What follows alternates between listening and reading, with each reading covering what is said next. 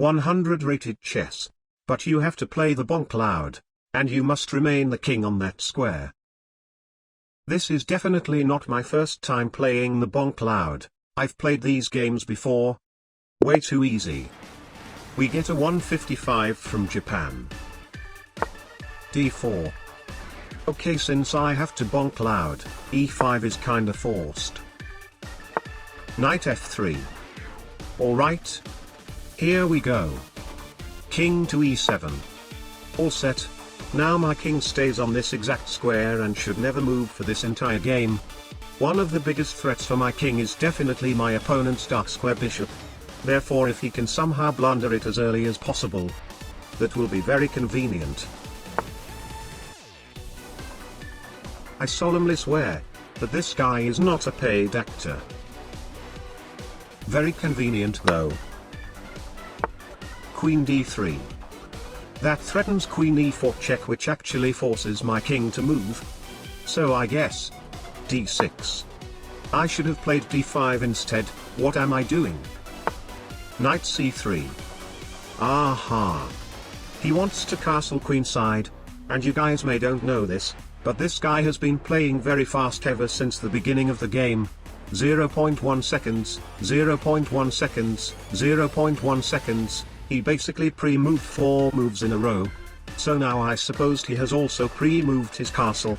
Therefore I can take this absolutely amazing chance to win this queen for free.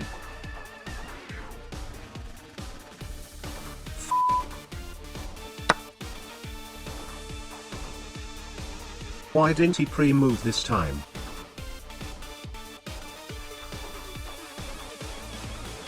Okay, well, I mean, it's fine, it's just a bishop. Now there are knight d5 check, which forces my king to move, and also a possible queen takes f7 check, even though no one normally plays like that. Knight f6 can defend both of them. Now he castles. Okay, but he can still take my knight, and then knight d5 check. c6 to keep it safe. e4. En passant. F takes e3. My king won't be moving this game, so I need to find another way to develop my bishop. g6. The g-pawn used to defend my knight, therefore now queen takes f6 can force my king to move, which immediately ends the video. But I mean, who plays like that anyway? Right?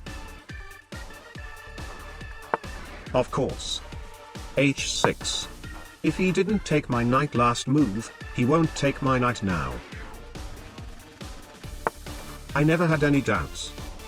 Bishop g7. Bishop c4. Knight d7.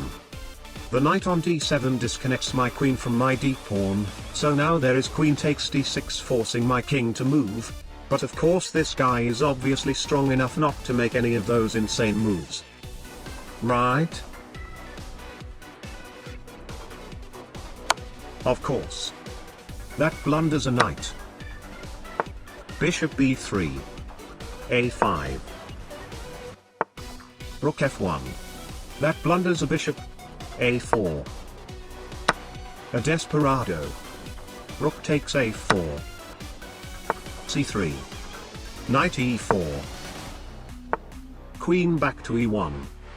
He is getting scared.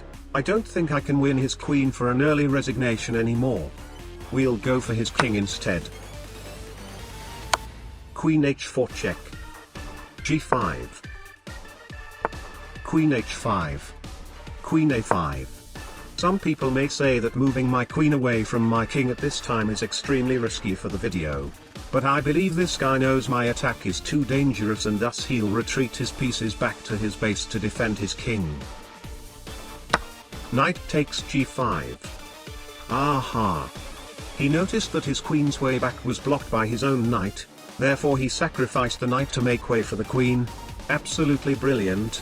H takes g5. Okay, now there is queen takes f7 or rook takes f7 forcing my king to move, which ends the video. But I mean, he should be able to see that after king back to d8, there is actually no more check for him to continue his attack. Besides the fact that queen f7 blunders mate in 8 and rook f7 blunders an even more simple and easier to see checkmate in 11. right?